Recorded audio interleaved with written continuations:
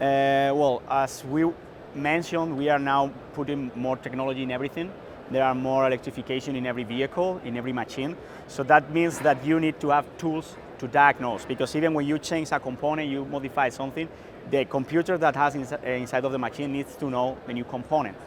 So if you don't have the right tools, if you don't invest in diagnostics, you are gonna have more downtimes, you are gonna have your machines more in service, you are gonna be able to do the job that you have to do with them, with excavators, dozers, compact equipment, stationary engines, or even trucks on the road.